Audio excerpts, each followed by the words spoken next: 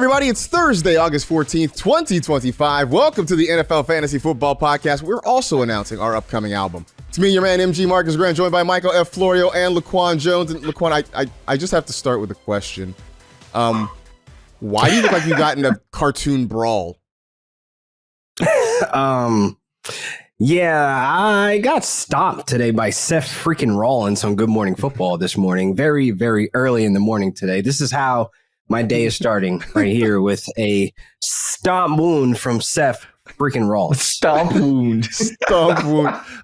You did actually put together a pretty fire video of Seth being in studio at GMFB. It's floating around on the socials right now. But I love the fact that your kayfabe is taking two Band-Aids and putting them in an X on the side of your forehead. like you lost to Mike Tyson in Video Punch-Out or something. Like, yes. You, Roman Reigns, you got a lot in common now.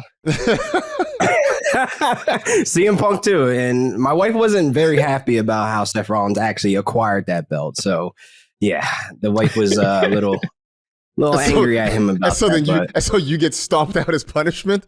That doesn't. Yeah, because I tried to confront him about it and be my wife's honor, and then it ended up with me getting stomped in it. Get your head dribbled like it said Spalding on it. Great. Anyway. Like Travis Hunter with Caleb Johnson in preseason. But we'll let that bus pass. That's fair. All right, we got preseason week 2 coming up. We're going to talk about a handful of the games, not every single one, but we'll talk about some things, some questions that we feel like we may have, and maybe some guys that we are keeping an eye on. But first, a couple of news headlines to dive into. One in Kansas City just broke maybe a couple hours before we started doing this show. Rashee Rice is scheduled to have a discipline hearing on September 30th. Now, the date is significant because that is after week 4. We're all expecting at some point that Rice is going to be disciplined, that he is going to be suspended for his traffic, shall we say, no-nos from a couple of years ago. Florio, knowing that we're going to go well into the season before the hearing even happens, but knowing that there's still potentially an in-season suspension coming, how do you approach Rashee Rice in drafts? He's gonna, and look, I wanted to be a Rashee Rice guy this year, but with this, he's gonna have to start falling. Like right now, his ADP's in the 4th round. There's no way I'm taking him in the 4th round. I think he'd have to fall to like the 6th, 7th round, and I'm not expecting that. So I don't know if I'm gonna have a lot of Rashee Rice. The issue is the first couple of weeks he's going to be out there, but those are going to be his first games back from a knee injury. So if it takes him a couple of games to look like Rashee Rice again, once he starts to get back into the swing of things, he could be taken from you. This is a lot like the Ezekiel Elliott situation. I know that at this point it's like 6-7 years ago, but he got suspended for 8 games in the middle of the season, and that is my fear with Rashee Rice because we don't even know how long the suspension is going to be. It could be 4, could be 6, could be 8. So because of all of that, I'm probably gonna pass on Rashee Rice, but it makes me want to get in on Xavier Worthy. Like when I do my ranking update today, Worthy will probably leapfrog Rice in my rankings. So, LaQuan, to Florio's point, Rice's ADP is going to fall. We're not really sure how far it's going to fall, how much people are going to back off of him. So hypothetically, is there a round he could fall to that would make him attractive to you?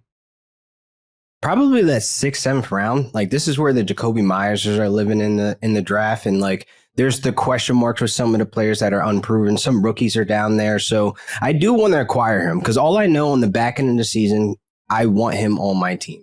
Like when it starts to get towards the fantasy playoffs, I want to be able to say I have Rice coming off the bench to give me a little bit more reinforcements going into the playoffs. And look, he'll come back, I would say, after the 8-game suspension. I think he gets the max because if we remember pre-draft, there was already an incident, there was already question marks about him. So this isn't something that, the NFL is going to take lightly. So I do think he gets that 8-game max, and then he returned back in week 13 against Dallas, which I think it's a favorable matchup. And I do think that the injury as well coming into the season, the first 4 games, those are up and down games, man. You got one in Brazil and that's a weird game. And he's still hasn't been really proven to be back on game speed on the field. So my immediate concerns are. I mean, hopefully, ideally, he has the hearing on September 30th and that the league makes a decision shortly thereafter, right? That they don't drag this out for another week or so, because then you're talking about after week 5, then you're talking about serving a suspension. The other big problem is that few, if any, fantasy leagues have a suspension slot, right? Like you got an IR slot where if a guy is hurt and on injured reserve, you could put a guy there and go and get somebody else off the waiver wire, and it doesn't count against your roster spots. If Rashee Rice is suspended and you've drafted him, you're just holding a spot for him for however many weeks. And yeah, if everything is great, if nobody gets hurt, everybody's playing well, it's not a big deal to just sit there and sort of wait on him to get back to you. We know that ain't life, right? We know that unfortunately somebody's going to get hurt. Somebody is just not going to pan out the way you thought in the preseason, that you're going to have to make waiver wire moves. And that's when, after holding on to Rice for 3 weeks, 4 weeks, 5 weeks, then you really are stuck trying to make a decision of, can I afford to wait on him, or do I have to sort of cut bait and then, fear that somebody else in your league scoops him up, he comes back and turns out to be the Rashee Rice we thought he could be. Big difference real quick is, to your point, Marcus, like buys are weeks 5 through 14. When a player is suspended to start the year, you can navigate those early weeks because there's no buys, but those bench spots are going to be real valuable when those buys start hitting. All season long, whoever drafted Rice in the leagues that I am, I'm like, oh my God, you should just drop him, man. Just drop him, man. You're wasting a spot, I think trade, man. right? It's a zombie on your bench. Or trade dirt cheap for Don't him. draft Rashee Rice. Try to trade for him. I'm being so dirty this year. I'm being so dirty this year in all my leagues. So league mates, watch out, because I'm going to keep because inevitably, there's going to be somebody who's sitting there at like 3-4, trying to fight and make the playoffs, and maybe they got Rashee Rice on their bench, and that's when you can be like, hey, you help me, you scratch my back, I'll scratch yours. Like, I'll trade you. Collusion. I'll trade you this guy to kind of help you out in the short term. Tomorrow. If you can get me Rashee Rice and help me down the playoff stretch. So yeah, for sure. In Cincinnati, the Bengals offensive coordinator is saying Chase Brown is a top 10 running back in the NFL. In fantasy circles, Chase Brown is going as the RB12. So I ask you, LaQuan Jones, are we undervaluing Chase Brown based on the opinion of Cincinnati Bengals offensive coordinator Dan Pitcher? I think we are. And it's not like we are like doing it on purpose, though, because there's some running backs ahead of him that we could say are top 10 running backs, like Achane, Josh Jacobs, Kenneth Walker. And like, I do think when it comes to rankings, like I looked at my rankings when I saw this, I'm like, wow, he is at my RB11. So I think I do need to move him up, because we're looking at a guy that was on pace from week 9 and on, 1,300 yards if he stayed with that same energy, with that same usage. And like from week 9 and on, he was the RB4, averaging 20 fantasy points per game. So how I'm looking at this is like, hey, this is the same situation. I mean, Taj Brooks does look decent, but he ain't the real threat here, where Chase Brown can get this max workload and this usage to where he can crack that top 10, top 5 conversation. Florio, I know you talked up Chase Brown on Fantasy Live on Thursday. I know you like him. Are you willing to put him in your... Do you have him in your top 10? If not, are you willing to put him in your top 10? Yeah, he's in my top 10. He's my RB9 as of right now, and I've been considering pushing him up. The names just ahead of him are like CMC, Ashton Genty, and Bucky Irving. I don't know if I'll rank him ahead of those guys, but at cost, I like him the most of that bunch. And to LaQuan's point, like it took him like about a month to take over last year. But from when he did, he was on pace to score the 5th most, like his full season pace would have made him the RB5. So, yeah, I think you can make him a top 10 running back, and there's still room for him to grow. I feel like the longer the Trey Hendrickson situation goes on, the more the Bengals offensive players are rising in ADP. It's just, yes. Right? I mean, because I think even with Hendrickson, the Bengals defense isn't going to be great. But at least when he's there, you know that he's going to get after the quarterback. He's going to get pressures. He's going to get sacks. And maybe that helps out a little bit. If you don't have Hendrickson there forcing the issue at the line of scrimmage, this defense is going to get shredded. And I think that's the reason, like, Chase Brown is rising. I mean, Jamar Chase is already the 101. Like, that, he can't get any higher than that. But T. Higgins, I feel like his ADP is coming up. I just feel like everybody's just like, you know what? F it. The Bengals are going to have Everyone to saw score Tanner points. McKee look like Tom Brady and was like, you know what? Yeah, they're going to have to score 40 points a game. Yeah, definitely. And it doesn't help, with Shamir Stewart tackling or making contact with Burrow. So it was a whole scrap about that. Did you guys see that? I didn't see any. I haven't seen any video, but I have read the stories about it. Yeah, I'm it's on the kinda offense crazy, side there, man. man. That defense Burrow is- is your franchise. Yeah, no, absolutely, man. no. You They got do drama. not touch the franchise. You do not do that. So hopefully Stewart learned his lesson over that one. Let's start diving into some of these week 2 of the preseason previews. Now, look, understanding it's week 2 of the preseason. A lot of teams will play their starters. We're not going to see guys a whole long time. There's not a ton we can necessarily glean from it, but we are using data points, right? It's another data point. It's another piece of information we can sort of use to make our decisions going forward as we get further into draft season. So Chiefs and Seahawks. That game you can see on NFL Network Friday at 7 p.m. Eastern. LaQuan, I'm asking you because I know how you feel about the Seahawks and how they have your favoriteest wide receiver of all time, Cooper Kupp, now in tow. Lot of drum beats out of Seattle that Zach Charbonnet could end up passing Kenneth Walker for that starting job. I mean, could you imagine that happening? Should it happen? And are you maybe taking a discount on Charbonnet right now?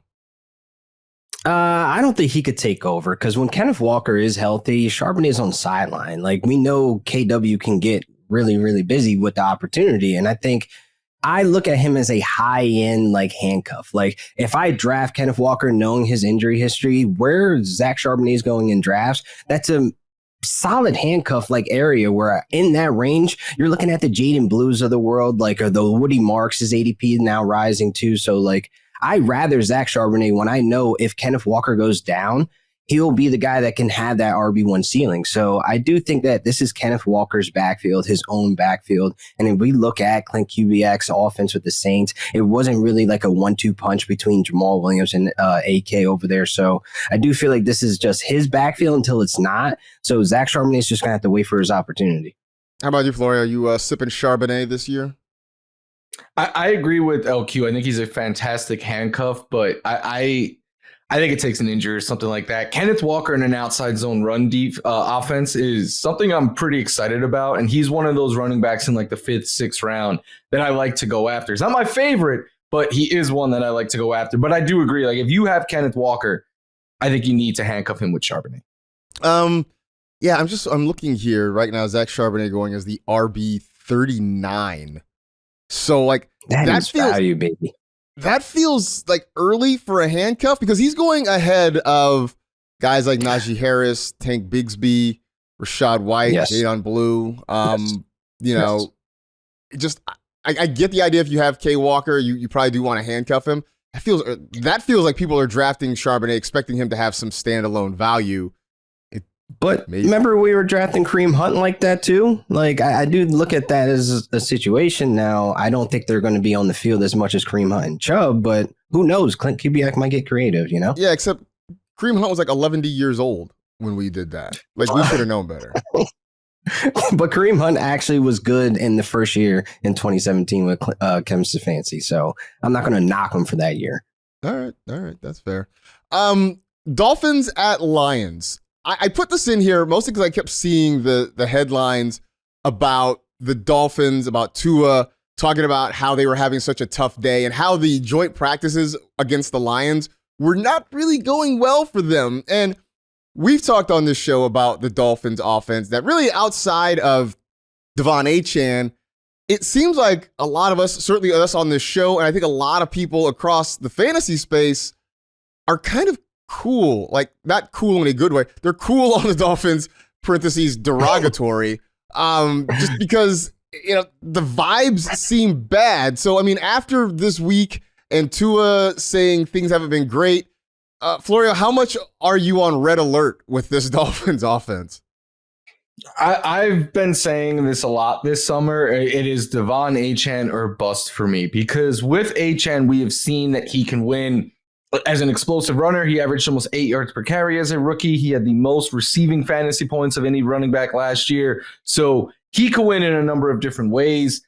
And last year, I believe it was intentional. The Dolphins completely abandoned the deep ball. They had Tua getting the ball out of his hands in under 2.4 seconds.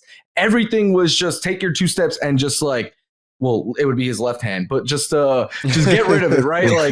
Like get it to Achane, get it to Jonnu Smith. And that's what led to Tyreek and Jalen Waddle being big disappointments for fantasy. I don't think those guys suddenly lost all of their capabilities. I think they are still a very talented duo, even though I worry if Tyreek is starting to lose a step. But it doesn't matter. If they're not throwing the ball deep, I don't think these guys are going to live up to expectation. I want no parts of Tua, but I've been fading Tyreek and Waddle and just going after Achane. But I know someone on this show feels a little different. Oh my God. Listen, I've been buying tickets to the circus, and as the show goes on, it gets a little bit scarier as soon as we get closer to the third act into week 1. I have a lot of Tyreek Hill, and I'm just hoping and praying that I got him at the value in that third round on that turn in a lot of my drafts. But I do feel like, it's getting a little scary over there because it looks like things are falling apart before we can even get to that point. Like the defense is getting cooked all through practice. I've seen legit probably like 17 Amon-Ra St. Brown clips just mossing and doing the most craziest circus catches on all these Dolphins secondary. And the crazy thing is you got Isaac Tesla out there doing crazy out of the body, like experience catches. Like, I'm like, how did he even do that? Like, how is he? But it's like the Dolphins secondary is a mess. The offense has its own circus going on. Like, it's getting scary over there in Miami. So I might want to lessen the shares. He looked like he went through it after that practice yesterday. Like he was like stressed, disheveled, and like I felt bad for the guy, man. I once worked with a guy who, when he started his job, would show up to work every day dressed very nicely, right? Khakis, collared shirt, everything was pressed and whatever. He was in a very stressful position, and after about 9 months, he stopped dressing like that, and he started looking like a freshman on his way to like an 8 a.m. science class. It was like hair not combed. It was sweats and a puffy coat. I'm like, you've gone through it, dude. That's kind of what Mike McDaniel is right now, right? Like, he has gone through it in the last few years. I know sort of the prevailing opinion is that he could be the first coach fired this year. Especially if the Dolphins get off to a bad start. I hope not. I mean, he's fun, right? I mean, he's got great quotes. He's very funny. I mean, he was supposed to be sort of go back to the 49ers. I mean, he could. Look, here's the thing. Salah's back. Usually, some of these guys are not necessarily cut out to be head coaches, but they're good coordinators. I mean, maybe McDaniel is one of those guys. I mean, we never really know. I do feel bad though, because like, they could have won the division a couple years ago if they were in any division not with Josh Allen, Also, if they were, of course. Also, if they were in a division where things didn't get cold, right? Like if they could somehow, play games where it's not below like 60 degrees, then they're fine. They'd have played the Chiefs in the coldest game ever. Like, that was so unfair. That was kind of wrong. Diving into some of the week 2 preseason games here on the show. Packers at Colts. Anthony Richardson did not last long in the first game. Took a wicked sack, and next thing you know, his pinky fingers making an unscheduled right turn. The talk is that Daniel Jones is going to get the start, but there is some hope. Maybe Richardson will be okay. Maybe he can get out there. We will see. But Floyd, I'm going to ask you this, because you are, I think, of the three of us, the one who still is most on board. I don't think we've all jumped off, but I think you are more on board than the rest of us. Like, LaQuan and I have like one foot in the lifeboats. You're still hanging out on the deck, sipping a frosty drink. We're waving you on, brother. Like, come on, man. Like, no, man, it's time to go, man. Like, here. Water's coming in the boat. Like, you got with the ship. Exactly. So I'll ask you. Guy just standing on it as it's going under. Just slowly. going down. But I'll ask you, Florio.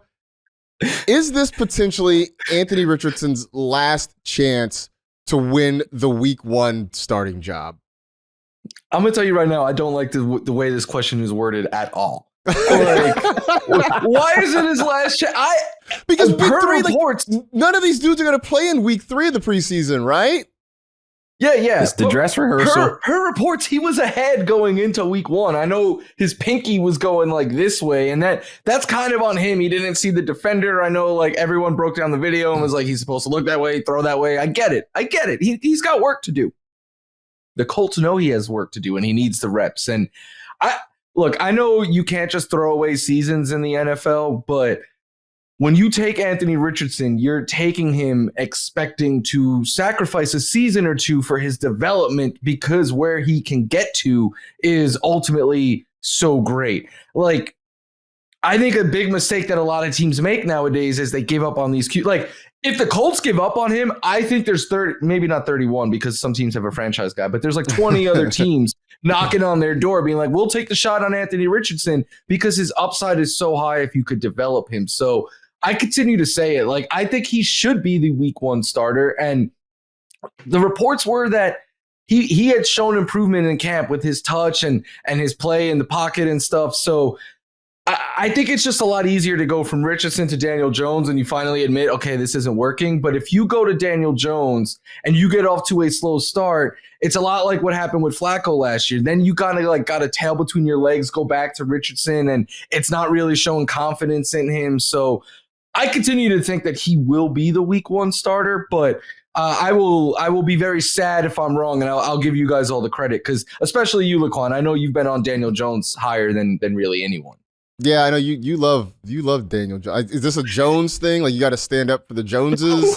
So it's a Jersey Jones. Florida's going down with the ship.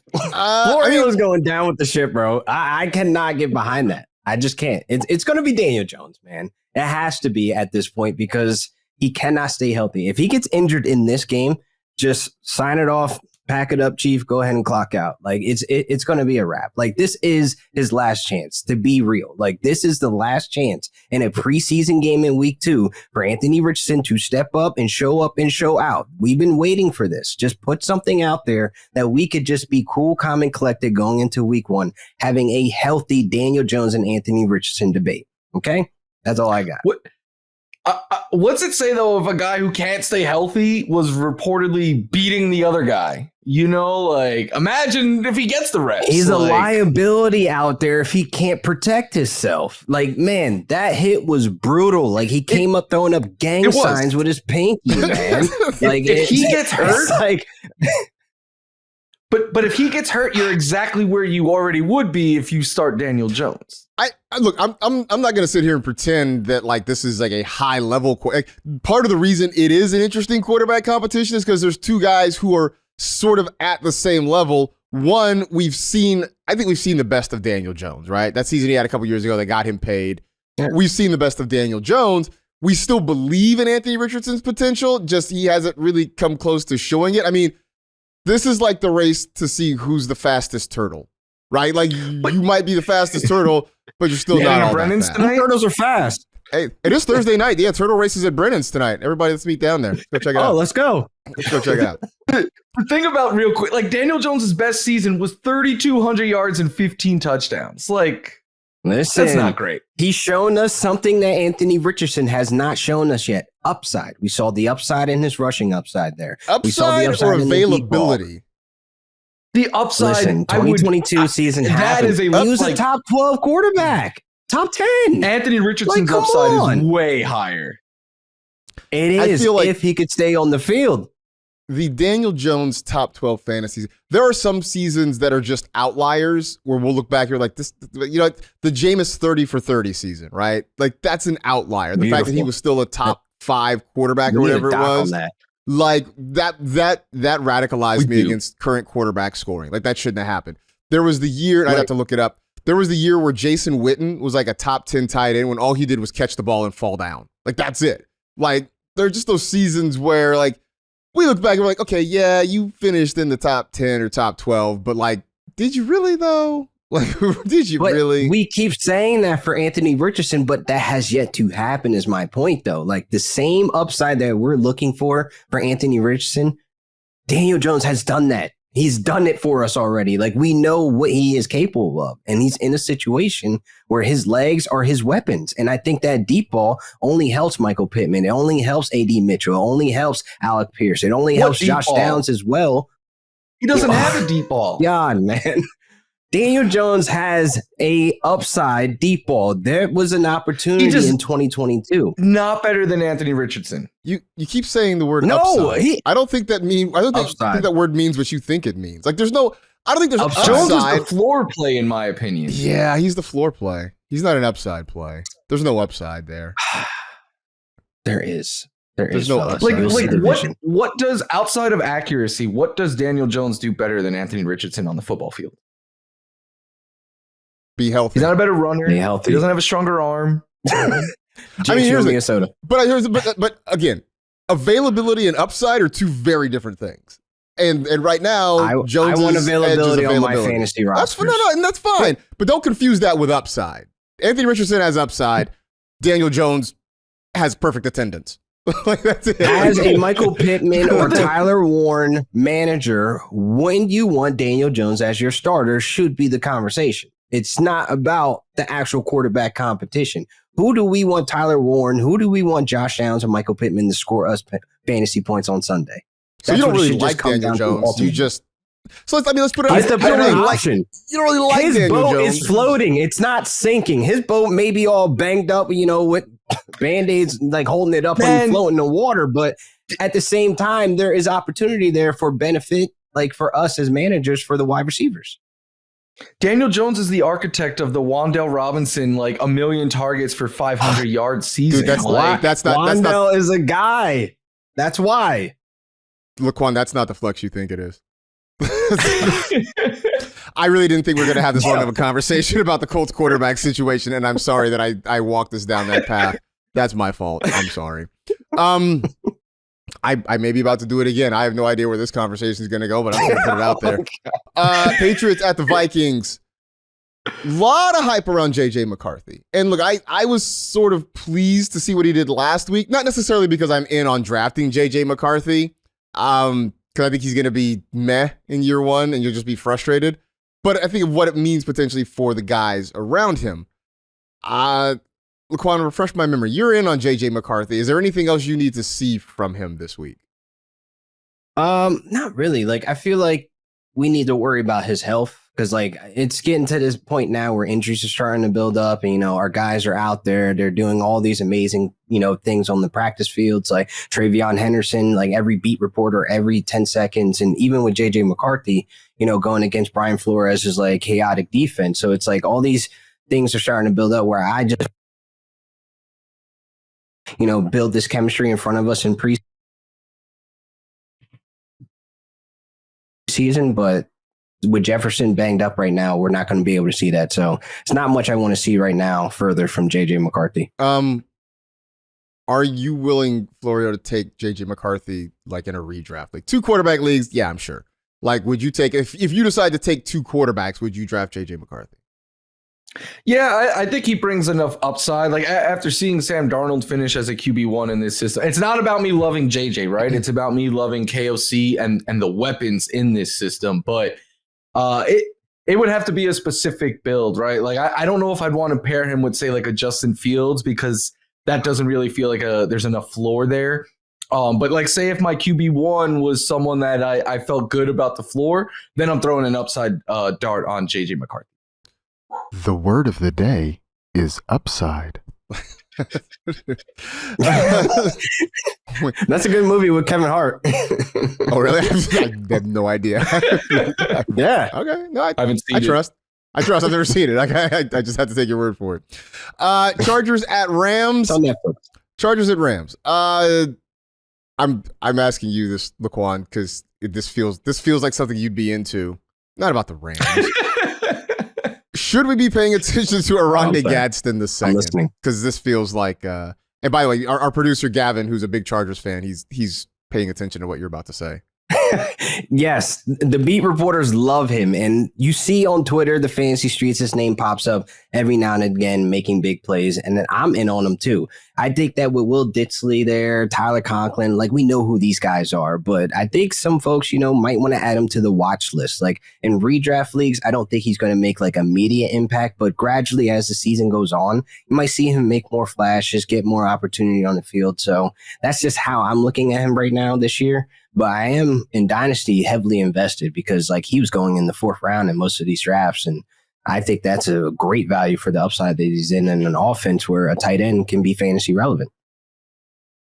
All right. That all sounds kind of right. Like you're drafting and stashing and seeing what comes about. I mean, I think that's really all it is with Gadsden. Maybe the more pressing issue, Florio, people love Omarion Hampton. I've said this whole time that I'm not in on him at ADP because I kept saying Najee Harris still walks the earth. Now I know obviously he had the 4th of July incident. He's putting out Snapchat videos where maybe one eye is squinting and close. Maybe the sun is in his eyes, or maybe he's still, on a pirate track. I don't know. Me and him are going down with that ship together. Yes. So I've been saying, I was like, look, Najee Harris is going to come back. He's going to play. He's going to take opportunities away from Omarion Hampton, and everybody's going to feel just unfulfilled. Greg Roman seemed to verify that. He seemed to validate that when he said there's going to be a rotation no matter what. In fact, he said that the one running back team or one running back offense is becoming like a prehistoric creature. Knowing that, are you still okay with Omarion Hampton in the 4th round? Yeah, I'm actually coming around to Hampton because my fear was Najee Harris, just like you. And I thought early in the year, Najee would have a big role. And as the season went on, Hampton and his talent would win out over time. But if Najee's not ready to start the year, that gives Hampton a runway to just kind of become the firm RB1 here. Now, I do think there will be a rotation because every team uses some combination of that nowadays. But if Harris isn't ready for week 1, the backup running backs are a who's who of people we thought would be good in fantasy from the past, like Kamani Vidal, Hassan Hoskins, stuff like that. Like none of those guys are eating into the workload enough to ding Hampton. So getting him as an RB2, Rocket Sanders, man. Look, I love Travion Henderson. But if he goes a little after him, I think that's a perfect value. All right, RB3 Jones, make your case for Rocket Sanders. Listen, Rocket Sanders. Besides just that his nickname is Rocket, like yeah. That is cool. I think the ADP is going to skyrocket after this next preseason game. But I do think that, I'm taking the words. Yeah, boom. Yeah, you got that. I'm taking Greg Roman's words because, again, I do think like he wants to keep his young running backs motivated right now. So it's still camp. It's still preseason. So he doesn't want to say, the RB1 job or the RB2 job is locked up 100%. But I do think there is some truth to that because this offense has shown us last year. Signing J.K. Dobbins, signing Gus Edwards. So now they draft Omarion Hampton. They get themselves a Najee Harris. So the plan for the 1-2 punch was already there existing. So I do think like him getting this ADP where he's going in the 4th round is kind of nasty. And that's why I'm smiling and grinning when I'm able to get a Travion Henderson a round later or even a RJ Harvey, who I think is going to overleap Hampton as well. So I do think folks need to just chill out. Fantasy streets are a little too crazy right now. Yeah, I guess mostly I think for me it's because that's been Hampton's ADP the whole time, pretty much. It feels like it hasn't really shifted a whole lot. Like everybody just decided, Omarion Hampton in the 4th round. That's just what we're doing this summer. So I don't know. Cool beans, also, bro. Raghib Ismail. Raghib Ismail is the only Rocket I recognize. Just putting that out there. I don't know who that is. Go look him up, man. It's from Guardians of the Galaxy, right? Oh, no. Wait, I thought you were going with a different Rocket there. Oh, yeah, Rocket Raccoon? No, just go look up Raghib Ismail highlights. I thought he had YouTube. a real name, and you were using it. And I wouldn't know the real name, but you would, because that would check out. He won a Heisman Trophy, I think, at Notre Dame. He was amazing. He was a great wide receiver, punt returner, I only know returner. Manti and Kyron and Brady Quinn that went to Notre Dame. So I'm sorry. That's just how the memory bank is just there with those three. I spent the break watching Rocket Ishmael highlights just to make me feel better about myself. I don't even like Notre Dame football. You got me defending a Notre Dame football player. They're like your biggest rival, right? My USC bona fides are in trouble now. They're going to make me hand in my Trojan football card. This is a shame. Anyway, Jets and Giants, Battle of the Meadowlands. NFL Network, you can see that game on Saturday at 4 p.m. Eastern Time. LaQuan, should Jackson Dart get a real shot to be the QB1 for the Giants? No, because I want Russell Wilson you to start. You don't sound confident about that. No, I do think like in preseason we got a little taste of what he could bring to the table. Like I'm cool. Like all right, let me see preseason. Like I'll come around to it, but I kind of want Russell Wilson to cook because like we know when the kitchen closes and the recipe starts tasting a little weird, but I do feel like Russell Wilson getting me those high spike weeks with Malik Neighbors on that deep ball. I do think I want that because, like I said, I'm willing to reach on Malik Neighbors. If I'm at the 105, I'm ready to take him off the field board. If CD's gone, obviously if Bajan's gone, and I'm just like all in on Malik Neighbors in this Russell Wilson connection just to start the season. Are we sure, Florio, that the Russ deep ball, that the moon ball is still there? Because I'm looking at his game logs from last year, and starting in week 14, these were his yards per attempt: 6.1, 5.8, 6.6, 5.5, 4.8. That doesn't sound very moonballish to me. Like, are we sure that still exists for Russ? It might not be what it once was, but it's otherworldly compared to what the Giants quarterbacks were last year. Like I put out an article on NFL.com, top 10 league winners, and Malik Neighbors is number one. And the reason is largely because of the deep ball, because last year, Russ had a 46% success rate on the deep ball. Might not be what it was in his prime. Giants quarterbacks as a whole had a 20% success rate. The rating is more than double. The completion percentage is more than double. The EPA is like quadruple. Like it's off the charts how much better Russ is than everyone that was throwing the deep ball last year. And the thing I like about this situation is Jackson Dart has a strong arm as well. Jameis Winston, we know, is the kingmaker. So even if something happened to Russ, there's options there that should only help Malik. I absolutely love Malik Neighbors, and I'm all in. I do think Dart should get I would love to see it be a competition. But I think we were asked yesterday on Fantasy Live which Giants quarterback we think scores the most points this year.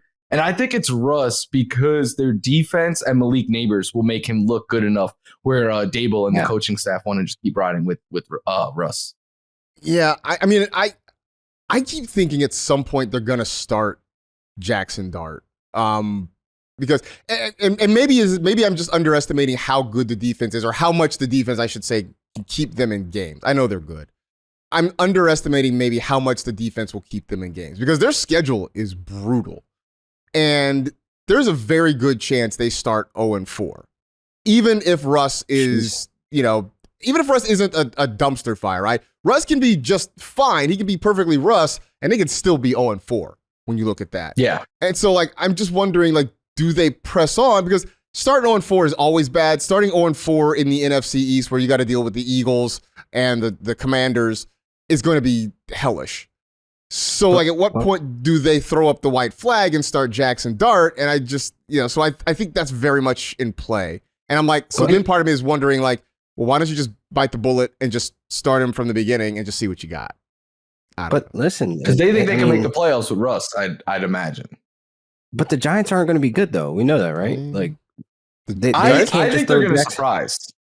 The Giants can't go to a playoff game. They can buy a ticket like the rest of us. It's fine. They'll be throwing him in when their bye week is 14. That's when you're going to throw him. The season's already washed and over.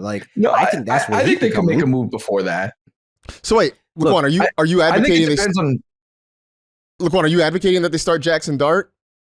No. What I'm saying is they start him after week 14. But again, that's fantasy playoffs. I'm good. I kind of don't want that change. Let Dart develop. He doesn't need to start in year one. Let these quarterbacks develop in 3 years like how they used to. I do think they're sitting in a good spot with a quarterback room that has Jameis Winston, Russell Wilson. So I'd rather it go from Russell Wilson to Jameis Winston than Jackson Dart. Like, that's my order in fantasy and my priorities of how many shares I have Malik Neighbors. Like, we need those two, Winston and Russell, to cook together. Yeah, that is the dream. But I don't need to see Dart this year. Like, I don't. I think if the Giants fall out of it or they start falling behind, then they make the move to Dart. Interesting point too, though. There is the issue of Brian Daboll trying to maintain employment as an NFL head coach. So use Dart as a chess piece so you can honestly, I think if you're trying to hold on to your job, you probably are starting Russ and then going to Jameis. Like, you're not a coach who's on the hot seat and you're going to throw a rookie in there and just see what happens. Like, that's just not going to work. I think it would have to be an early season injury for Russ for us to get Jameis. Like, I think if they make a change at starting quarterback, it's them waving the white flag and going to the kid. Who's more likely to start? Who's more likely to start games this year? Jameis Winston or Kenny Pickett? Kenny Pickett, in my I love that you guys both turned your heads at the same time. It was amazing. Damn, I had to really think about that. I want to say Kenny Pickett. I asked that because I was having a conversation with somebody yesterday, and we started talking about the Browns quarterback situation. And we both sort of landed on the fact that everybody's talking about either Joe Flacco, like, hey, Flacco's probably going to win the job. He'll be the starting quarterback. Or you talk about the rookies, right? Like, when do they get Dylan Gabriel a shot? How much of a shot does Shedeur Sanders? Nobody's mentioning Kenny Pickett. Like, Kenny Pickett is just there, right? And they traded for him. Like, right? There's an asset. Like, he's very much just a seat warmer right now. Like, nobody, like, the conversation's either the old guy or the young guys. Nobody's talking about the guy in the middle at this point. It's crazy. Yeah. We love you, Kenny. He seems like a big jersey. I've never met him. He seems like I'm sure he's a perfectly fine gentleman. I have no affinity one way. If you're from New Jersey, I protect you. Just put it like that. That's just what it comes down to. Okay. I was trying to think of someone terrible from Jersey. I was really racking my brain. I was like, there's got to be like a mafia don or something like that from Jersey. Oh yeah, a bunch. Yeah, right, exactly. So, not in my vision. I don't. Headline: LaQuan Jones supports the mafia. Cardinals at Broncos. Again, NFL Network. That game Saturday, 9:30 Eastern time. LQ, you are the biggest RJ Harvey stan on this show. I have repeatedly said that Sean Payton is a lying liar who lies, and he's going to get J.K. Dobbins in there more than you think. Harvey had some good plays last week. The knock on him, though, was that he was trying to bounce everything outside. Does that bother you? Do you need to see him run between the tackles more? Or are you cool with him being him?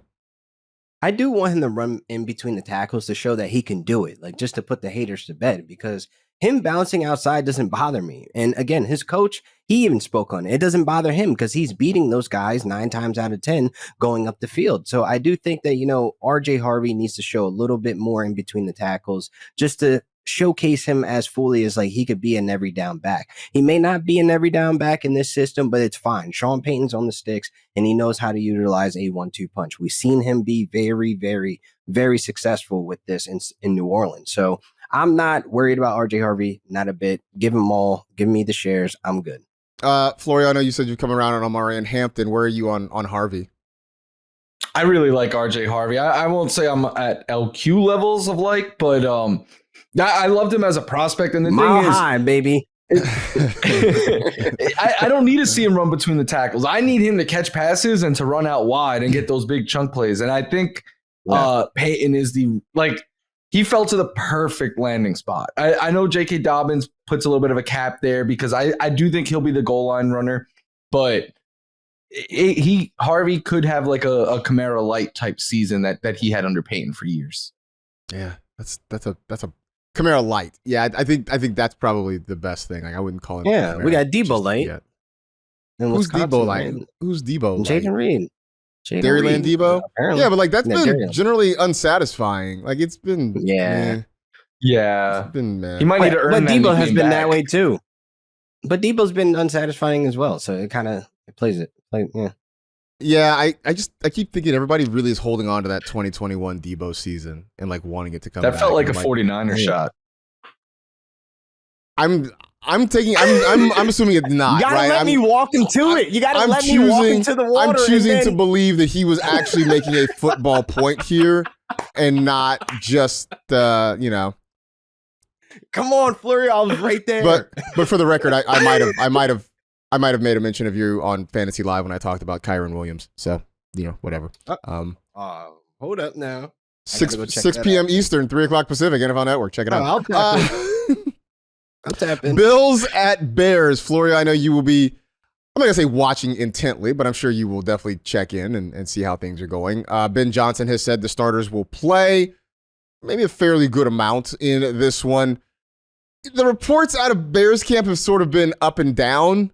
There have been times where it looks good. There have been times where everybody has sort of struggled. Ben Johnson is trying to be creative, talking about putting DJ Moore in the backfield every once in a while. What do you want to see, or how much do you want to see from Caleb and the starters this weekend? I want to see just enough, like a play or two where you're like, okay, like this Bears offense looks like they're cooking with fire. And I don't want to see anything more than that because I'm trying to draft a lot of Bears this summer. And if they go out and ball out, every player's ADP is going to rise. And I don't want that. I'm especially with the Bears, though, I'm more interested in usage than results. Like, I want to see where DJ Moore is lining up. I want to see where Rome Odunze is lining up. Is Luther Burden playing the slot? Is DeAndre Swift getting the 3 downs opportunity? You don't have to give him all the touches. Just is he out there standing next to Caleb for 3 downs? That's what I care about. So I hope they're not very productive, but I hope it is like the alignment and the usage that we're hopeful to see. Where are you on the Bears offense, LaQuan? Like, how many guys are you targeting? Where are you targeting? Like, how are you feeling about this group? Well, I got DeAndre Swift in the top 15 when it comes to the running backs, just based on this offense. I'm in on Caleb as well. I'm in on DJ Moore, obviously. He's my wide receiver 12. I'm kind of in on Loveland, but not really. Same thing with Burden, but Rome Odunze is a great, tool that I can utilize as a flex, most weeks in my draft. So I do feel like that Bears offense is going to be very explosive, but I do think I don't need to see anything from Caleb right now. Like, I think Ben Johnson's kind of going to keep this tucked away secret because they have a Monday night game against the Vikings, and this could mean something at the end of the year when it comes to playoffs and everything else. So this is a very important game for them. And I think Ben Johnson is just trying to get the mental culture out there for Caleb to be, because it's been reported that he's being hard on him. He's coaching him up. It's kind of like, me with Mason trying to be hard on him when I'm trying to coach him up with soccer. Like, man, this is what the game is and this is what it needs to be. You know what I mean? I love you comparing your youth soccer coaching to an NFL head coach trying to get his second-year quarterback to go. I love that. Listen, he needs to know, kids are going to pull your jersey. It's okay. Just keep running. He's watching all these YouTube highlights of these princess soccer players, and as soon as they get touched, they fall. We don't play the game like that, man. If it works for Neymar and Cristiano Ronaldo, why can't it work? Man. Why can't it work against this, this U10 team over here or something? Messi doesn't play like that. If Messi's his favorite player, he needs to mirror that. You got to keep running through people pulling on your jersey, but whatever. That's fair. But Messi also just will randomly sit out games because he's just not feeling the vibe. Hey, that's my goat. That's my goat. Chill. All right. Fair enough. I can add nothing to this. Anything else you guys are keeping an eye on, Flora? Is there anything we didn't touch on that maybe you kind of want to see from this weekend? I'm gonna watch Justin Fields if he's out there again this week. I really, the thing is, we've reached the point, I've seen enough TreVeyon Henderson. That's my guy this year. I don't want him to do anything more. It's costing me more and more to get him. I'm good. So that's very much so the kind of attitude I take to preseason. If you want a player, I don't think you want him to do good in I go back to years ago when I'm aging myself here, but when Emmanuel Sanders first went to the Broncos, I was I want to draft him everywhere. And then he exploded in the preseason and was a 3rd round pick, and it became too difficult to get him on all your teams. I'm good. I don't want my guys that I want to ball out this week. I'd rather you drop all the passes that go your way, do all that, I'm save it for the regular season. LaQuan, anything you're keeping an eye on particularly this weekend? Surprisingly enough, it's the Seahawks again. I want to see Torrey Horton. I want to see Elijah Arroyo. I want to see their usage. Like, they got a lot of opportunities. 21 routes Elijah Arroyo ran, and then you had 7 targets for Torrey Horton. So I want to see if they keep getting these runs, if they keep getting the reps, because they have the opportunity to step up as starters in this offense. Yeah, I mean, Torrey Horton obviously made a splash. I mean, he was the name that a lot of people were talking about after the weekend for sure. So definitely keeping an eye on that. I mean, I'm going to watch the 49ers. I just want to check in on them, see how they're doing. But also, that sounds terrible. I'm going to check in on them and see how things are going. But also just to kind of see in the short term, sort of what their wide receiver rotation is going to be. Knowing Jawan Jennings is dealing with a calf, knowing Ayuk is still out. Who else might be out there with Ricky Pearsall potentially come week 1? And so just to kind of get a sense of how that rotation is going to go. And what that means for the offense is what we're going to do. So, and we're not going to listen to anything LaQuan has to say. It's just chatter, man. Just. If he keeps going, Seth Rollins isn't going to be the only person that just talking, just talking because I guess he just likes the feeling of the vibrations in his throat. I don't know. Marcus is warming up that foot as we speak. I got white shoes on today, so I just want to keep them clean. I don't want to get any blood on them or anything like that. So, all right, God, I'm dying. We're gonna be back with you on Monday. We will recap the preseason, week 2 of the preseason, I should say. Also, a little bit of a sneak peek. We are have been invited to be guests on NFL Daily with Greg Rosenthal. He'll be doing a little bit of mock drafting, so. We are hoping to be able to sit in with him and be part of that this year. So that should be a lot of fun. So keep an eye out for that as well. Gentlemen, I slacked you some Rocket Ishmael highlights. I saw that. I would ask, it's just 20 minutes of your time for a lot of really great, late 80s, early 90s. Oh, this was back in the day. This looks like late 80s, early 90s. on a potato. Recorded on a potato. One day your kids are going to say something to you like that too, and it's just going to make you melt away. You know that, right? I didn't mean that. I didn't mean to age you, bro. I'm just saying. Mm-hmm. It's all grainy. Like one day, that foot is getting warmed up. One day your kid's going to be like, "Did you grow up during cowboy times?" And you're going to be like, "What?" Oh, wow. And then you'll know how it feels. Right. Anyway. That'll do it for this edition of the NFL Fantasy Football Podcast. Stay happy, safe, and healthy. Do good and live well. Enjoy the weekend. Enjoy the football, everybody. We will talk to you again on Monday.